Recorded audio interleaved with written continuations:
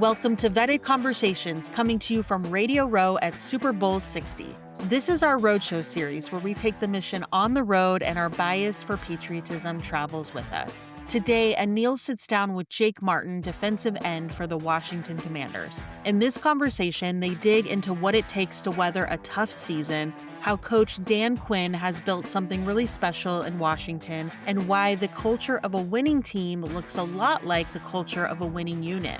Jake also shares what it means to come from a military family with his sister currently serving in the Navy, and why America's 250th birthday feels like something worth pausing to appreciate. We're your veteran and military family member hosts, bringing you the conversations that matter. So let's get into it. Hey everybody, this is Anil Nathan, your host for Vetted Conversations on Radio Row here in San Francisco, California.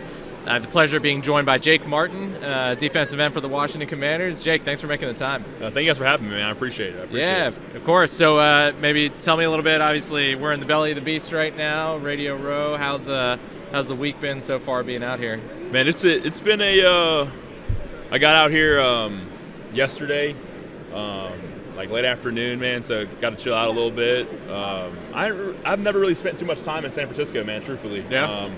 So I'm excited to be here for that, but then also be able to see all the great people in here, make some cool connections, see the cool things that guys have going on, man. So I think that's super dope. Yeah, absolutely. And I know, obviously, I want to talk about Commanders because I'm a huge Commanders fan, but you spent some time with the Seahawks too, right? When, I was kind of started your career. Yeah, I was drafted to Seattle, man, in 2018, sixth round draft pick, man. So shout out to them boys for getting my career started. Yes. do you still have some good friends who are still on the team going into the Super Bowl this weekend? Yeah. I have a few buddies that are still currently playing for the Seahawks. Shout out to Mike Dixon. You know, we're the same draft class. Very cool. Probably one of the best punters in the game right now. And then they brought back Shaquille Griffin, man. So shout out to my guy Shaq, man. Very cool. So obviously I grew up in the D.C. area, a huge Commanders fan.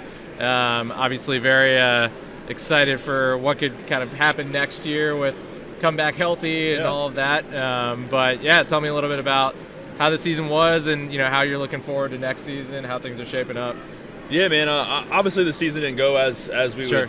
would like. You know how it goes.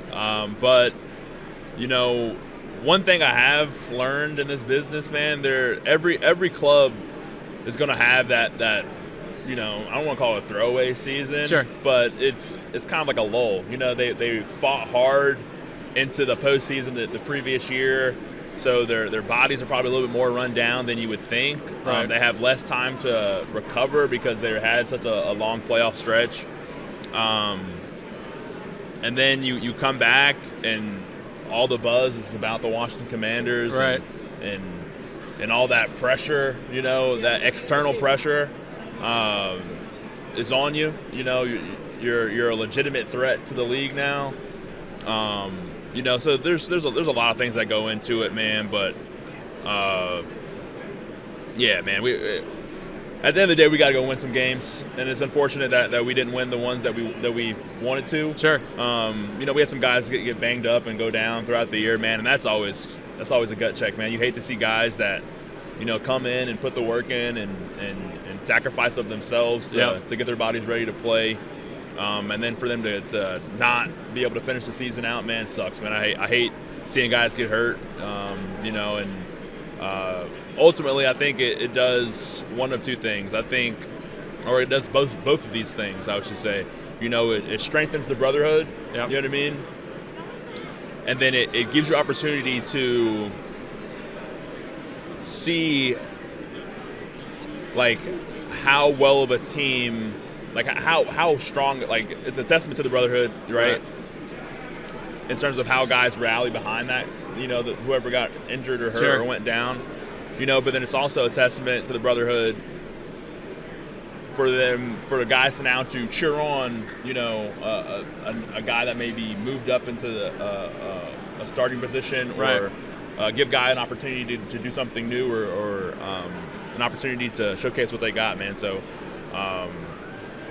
Yeah. Well, I mean, it was great to see you kind of so many plays. I remember throughout the year, you kind of getting into to the starting rotation and having an impact on the team. And yeah, I think it was crazy throughout the year how many injuries. It seemed like the previous year, I guess we just got lucky in some way, shape, or form. Then all of a sudden this season, it was like the injury bug hit a lot of players. But it's good to hear that people are recovering. And like I said, we're, as a fan, very excited about the foundation. And as you mentioned, kind of the Brotherhood, the culture, how things have turned around in the franchise. And Coach Quinn seems like such an incredible leader. Maybe talk a little bit about what it's like to have him as a coach. Yeah, man. I think he was for sure the selling point on me coming to Washington. Yeah. You know, him being a former D lineman himself, you know, D line coach, you know, big D line guy, you know, and everyone that he's had an opportunity to work with, man, has had some pretty good success, man. So an opportunity for me to go work with him and work with Daryl Tapp and Ryan Kerrigan and Sharif Floyd, you know, that's a three-headed monster in terms of D-line coaching. You know, you have two guys that played defensive end at a high level, and you had a D-tackle in there that played at an extremely high level. Unfortunately, that his career got cut short, but sure. But for those that know, Sharif Floyd was that guy. Yeah. He was that guy, man. So like just the staff that they have there, the support staff that they have there, everything's geared for your success, man. And it's a true brotherhood. It's a true brotherhood. Like, I know a lot of teams talk about that or have that family mentality. Right. You know, but in Washington, man, they've done it the right way. You know, it's consistent. They're consistently the same people every day, consistent on their expectations. It's beautiful to see, man. Truthfully, it's awesome to hear. And you know, we're an organization of veterans, military family members, and you know, we talk a lot with players and coaches, and have partners with the NFL, with a lot of the league teams. You know, one of the big parallels that we often see and talk about is that kind of brotherhood aspect, right? Of the way that a team comes together and supports each other through the ups and the downs, the good and the bad, but at the same time, similarly, you know, in a military unit, both on active duty or if you're serving, you're wearing the uniform, or afterward, the community of veterans, that part of it is so important, right? That resiliency and being able to kind of work through some of those challenging times in life, on the field, off the field, whatever it might be. Yeah, for sure. I completely agree with that, you know, and I come from a long line of veterans, you know, so very cool. I appreciate you guys for your service. My sister's currently in the Navy right now. Oh, wow. Yeah, man, so like huge respect for what you guys do and the sacrifice that you guys have made, you know, not only for us here in America, but for your families. Yeah, man, I truly appreciate it. I appreciate that, and appreciate your family's service, and very cool to hear that your sister is actively serving. Yeah. So one of the things that we are doing, you know, as we're talking to everybody this week on Radio Row, is celebrating and highlighting the fact that this year is America's 250th birthday. Obviously, kind of a big milestone and a big moment in our country's history, and so we'd just love to hear a little bit, especially as you have that family connection to the military.